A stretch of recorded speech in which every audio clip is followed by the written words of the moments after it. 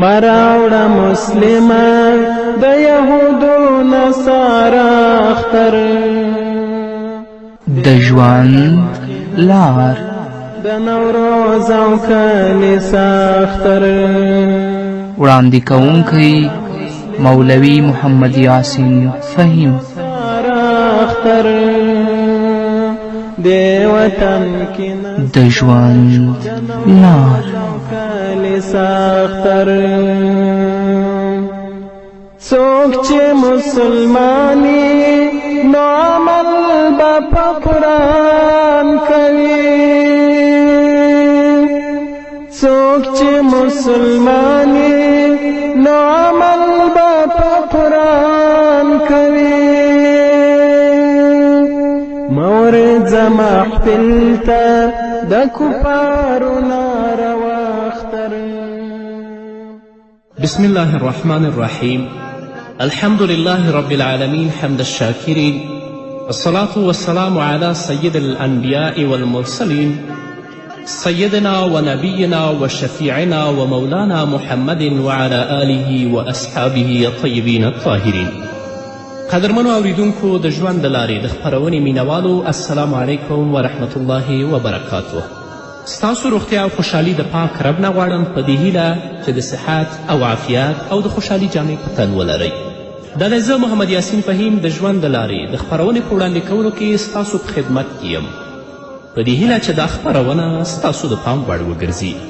قدرمنو اوریدونکو زموږ د نننۍ خپرونې موضوع نوروز او د نوروز لمانځل په اسلام کې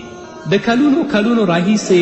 د نوروز ورځ په افغانستان کې په شاندارو مراسمو سره لمانځل کیږي په دې ورځ نه یوازې دا چې د خوښي معمولي کړنې ترسره کیږي بلکې ځینې داسې عملونه تر سترګو کیږي چې غیر مسلمانان به یې هم ونه کړي غیر مسلم به هم د دې د مسلمان کار نه وشرمیږي له بده مرغه چې په افغانستان کې د کلونو را په دې خوا ځینې ناوړه دودونه او ځینې ناوړه رسمونه او رواجونه پر خلکو حاکم دي او خلکو هغه د خپل د دین جز ګرځولي او هغه ته دیني رنګ ورکړی د مسلمانانو دپاره دوه لویې خوشحالي شته چې هغه یو لوی اختر او بل کوچنی اختر دی او پرته له یادو ورځو د نورو غیر شرعي ورځو لمانځل دا د مسلمان سره نه ښایي او مسلمان دپاره دا شرم دی د نوروز کلمه اصلا دا فارسی کلمه ده چې د نوې ورځ معنا لري اسلامي تاریخ پوهان په دې اند دي چې د نوروز نوم د نوبهار څخه اخیستلی شوی خو دا د نوروز نوم د نوبهار څخه چې را اخیستل شوی دا په ناسمه بڼه باندې را انتقال شوی نوبهار د زردشتي مجوسیانو لومړنۍ آتشکده وه چې په 1583 میلادي کال کې زردشت او ذوالقرنین تر مړینې وروسته د بلخ په تاریخي ولایت کې جوړه کړې وه چې دا آتشکده د نوبهار بلخ په نوم ونومول شوه او بیا یې هغه اختر ته هم دا نوم ورکړه کوم چې هر کال به یې د اور د عبادت دپاره د لومړنۍ ورځ دپاره ټاکله نو هغې دپاره هم د نوروز نوم ورکړ نو را شو قدرمنو اوریدونکو د اسلام په رڼا کې به په دې باندې وغږیږو چې آیا د نوروز لمانځل او د نوروز د ورځې مبارکي ورکول په اسلام کې جواز لري او کې نه لري نو د نوروز او د مهرجان یعنی د تلې میاشتې لومړنۍ ورځ کرسمس او دا ډول نور غیر اسلامي ملتونه او دینونه چې د اخترونو په سیر او د میلو په سیر لمانځي او په هغو کې د خوشحالي مظاهره کوي دا په اسلام کې حرام او ناروا دي د مسلمانانو د اختر ورځې معلومې دي په کار دا ده چې مسلمان په هغه ورځو کې چې د کوچني اختر او د قرباني یعنی د لوی اختر ورځ ده د اسلامي شریعت په چوکاټ کې د خپل د خوشحالي مظاهره وکړي محمد رسول الله صلی الله علیه وسلم چې کله د مکې مکرمې څخه مدینې منورې ته هجرت وکړ د مدینې خلکو د اختر لپاره 2 ورځې ټاکلې وي او د اختر لپاره 2 ورځې درلودلې د علماو د څیړنې له مخې هغه 2 ورځې د نوروز ورځ او د میزان یعنې د تلې میاشتې اوله ورځ وه محمد رسول الله صلی الله علیه وسلم په ډیره مهرباني او شفقت سره هغوی په دغه ورځو کې د خوشحالي کولو څخه په داسې توګه منع کړل چې په بدل کې ورته د هغې څخه غوره ورځې یعنی کوچنی اختر او د لوی اختر ورځ د خوشحالي لپاره مقررې کړي. د حدیث امام ابو داود رحمه الله په خپل کتاب کې ذکر کړی دی چې فرمای قدم رسول الله صلی الله علیه وسلم المدینة ولهم یومان یلعبون فیهما فقال ما هذان اليومان قالوا كنا نلعب فيهما في الجاهلية فقال رسول الله صلى الله عليه وسلم إن الله قد أبدلكم بهما خيرا فهما يوم الأضحى ويوم الفطر. پیغمبر صلی الله علیه وسلم مدینې منورې ته راغی او مدینې والو لپاره 2 ورځې وي چې لوبې او خوشحالي به په هغو 2 ورځو کې کولې. نو محمد رسول الله صلی الله علیه وسلم ورته وویل چې دا کومه ورځې دي چې تاسې په دې کې خوشحالي کوئ او په دې کې لوبې کوئ؟ هغو ځواب ورکړه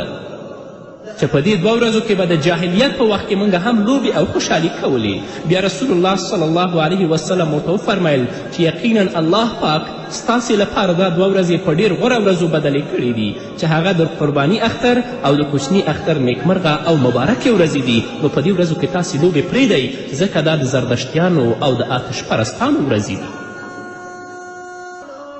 نو د نوروز مبارکي او د نوروز په مناسبت خوراکونه جوړول، 7 قسمه یا 7 میوه، لباسونه، ډالېګانې، رخصتي کول، خپل ورځني کارونه ځنډول او میلو ته تلل دا قطعا حرام دي ځکه دا د مجوسیانو سره مشابهت دی او نوروز چې دی د مجوسیانو اختر دی. علامه ابن تیمه رحمه الله په خپل کتاب اقتضاء الصراط المستقیم په اول جلد کې په هغه کې ډېر تفصیلي بحث کړی دی.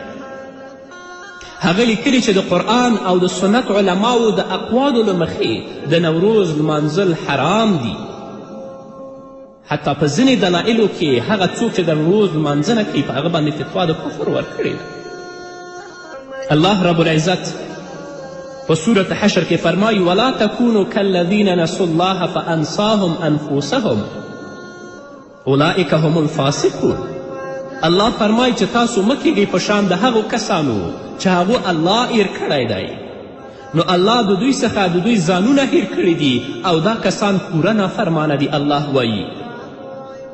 نو الله چا هیر کړی؟ یهودو، نصاراو او مجوسانو هیر کړی. نو الله وایي چې تاسې د مجوسیانو غوندې مه کیږئ، د یهودو په شان مه کیږئ، د نصارانو په شان مه کیږئ. او کومه ورځې چې د نصاراو، مجوسیانو، زردشتو د ځان لپاره اختر ټاکلی هغه تاسو په هغې ورځ کې میلې مه کوئ، د هغو تقلید مه کوئ.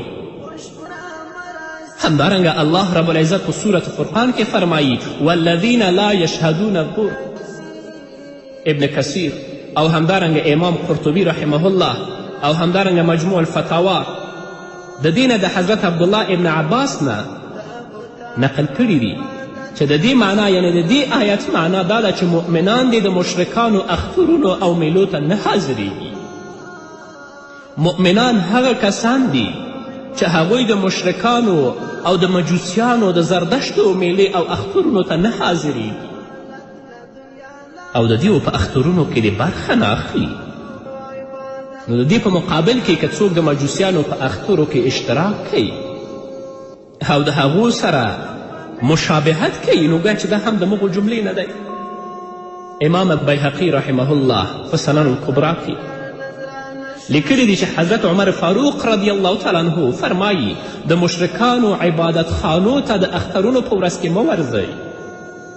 ځکه په دوی د الله رب العزت غضب نازلیږي. دا د ورتلو حال دی. هغه څوک چې دا ورځې لمانځي د هغو به څه حال وي؟ ځینې خلک د الله په وحدانیت معتقد هم دي، د محمد رسول الله صلی الله علیه وسلم رسالت او حقانیت هم مني. که ته ورته ووایې چې ته د الله او د رسول مینه دې په زړه کې نشته نو تا سره به جنګ هم کوي، خو د دې معصیت سفرونو ته به ملا تړلې وي او د زردشتیانو او د آتش پرستانو د مجوسیانو په اخترونو کې به اشتراک کوي، د هغو نه به مخکې دا لمانځي. همدارنګه امام بیهقي رحمه الله روایت کړی چې امیر المؤمنین حضرت عمر فاروق رضی الله تعالی عنه به ویل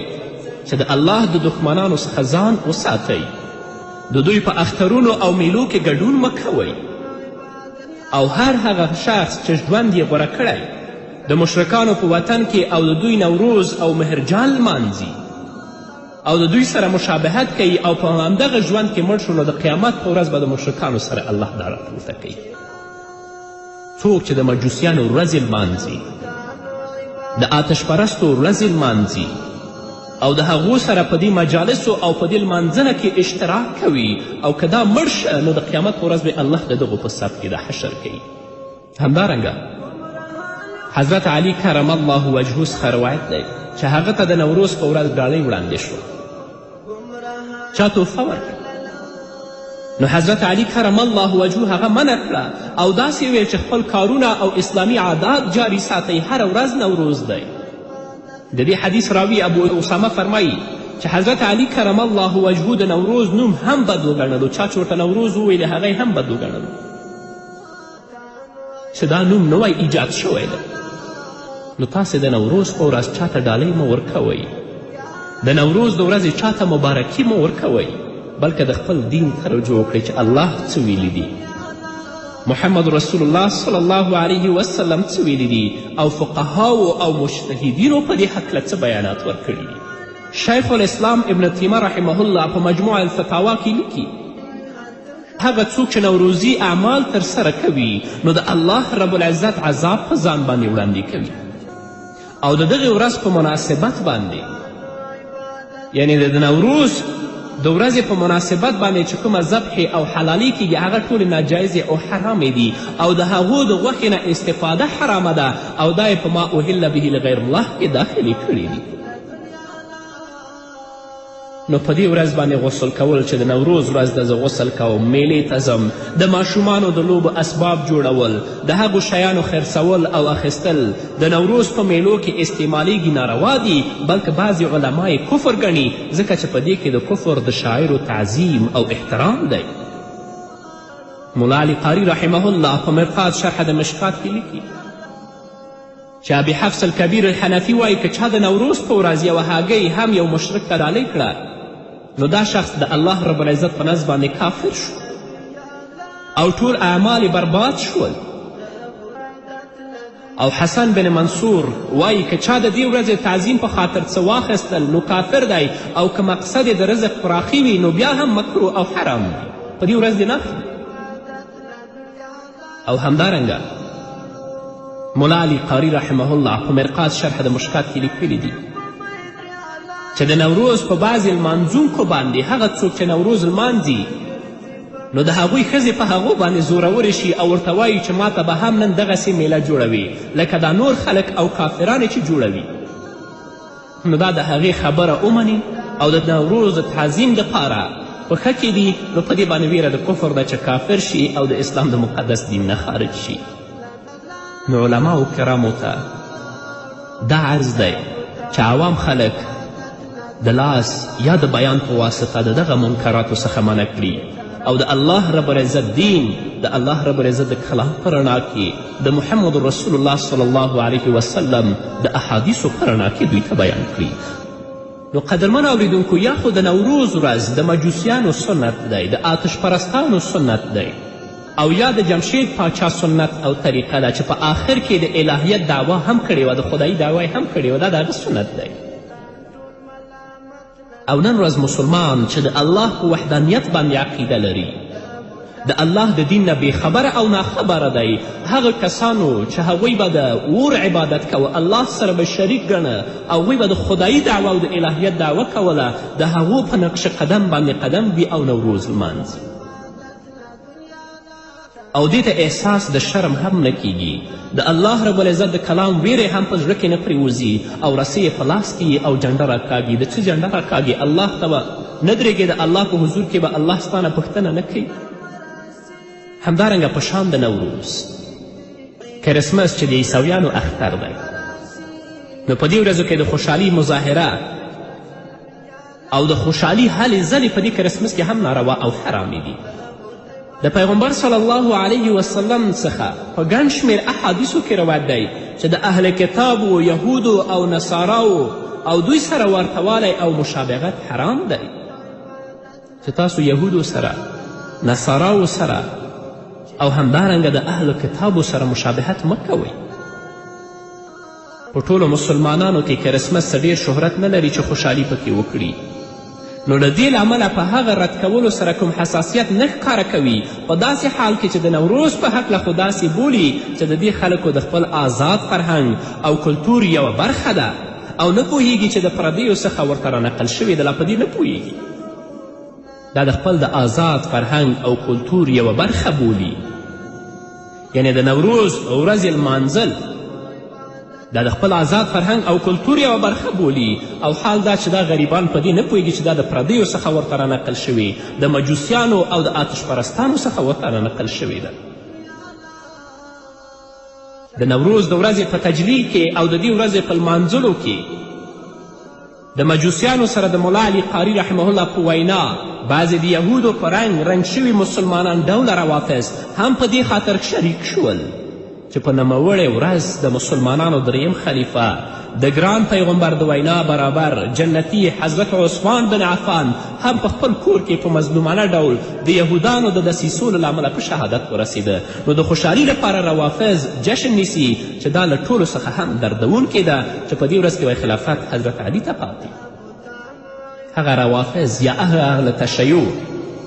چې د یهودو په رنګ سره رنګ شوي دي د نوروز ورځ په دې خاطر لمانځي چې په دې ورځ باندې امیر المؤمنین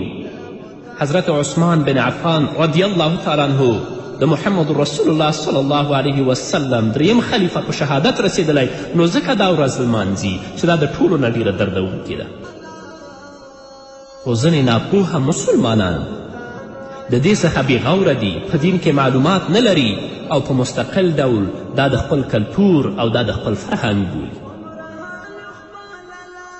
ما مخکې تاسو ته هم ویلي که د دې ورځې د تعظیم په خاطر او د کافرانو سره ورتوالي په لحاظ څوک دا کار وکړي، بیا خو ورته علماو د همغو په شان کافر وایي،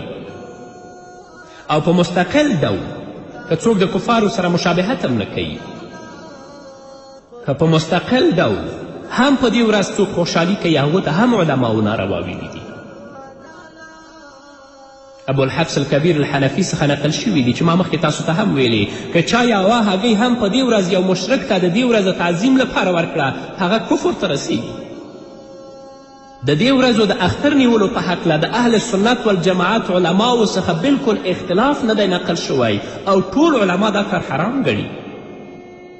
او په یوې خبره باندې قدرمنو اوریدونکو باید پوه شو چې ملا علي قاري رحمه الله لیکلي دي چې دا خبره د یادونې وړ ده چې د استقلال،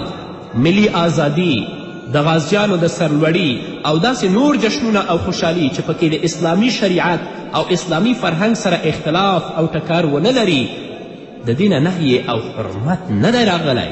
او د دې نهی او حرمت لاندې نه راځي، بلکې دا غوره هم دي. څوک چې د استقلال ورځ لمانځي،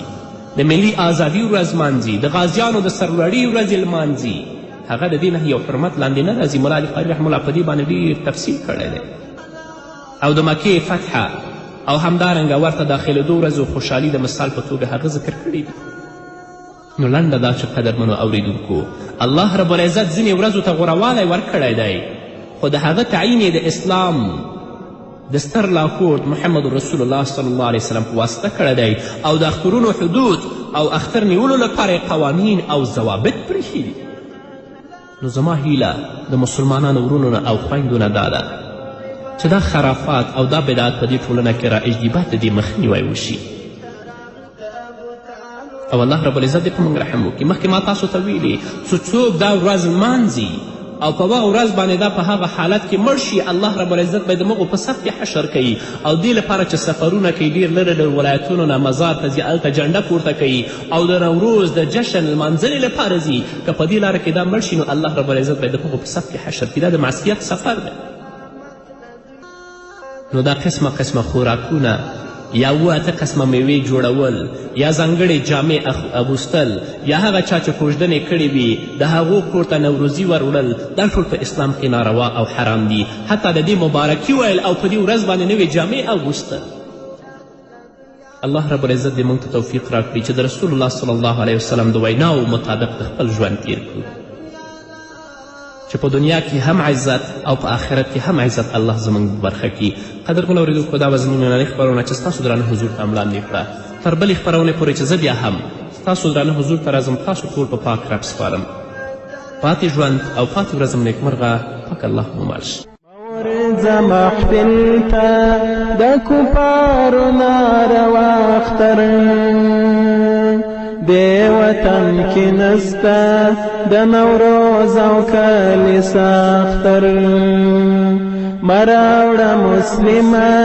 د یهودو نصارا اختر دې وطن کې نسته د نوروز او کلیسا اختر هر مومن ته وایم چې نور ما زده خطا پر لار هر مومن ته وایم چې نور ما زده خطا پر لار تا ته دې راوړي ګران نبي مو خوشنما اختر دې وطن کې نسته د نوروز او کلیسا اختر مراوړه مسلمه د یهودو نصارا اختر دې وطن کې نسته د نوروز او کلیسا اختر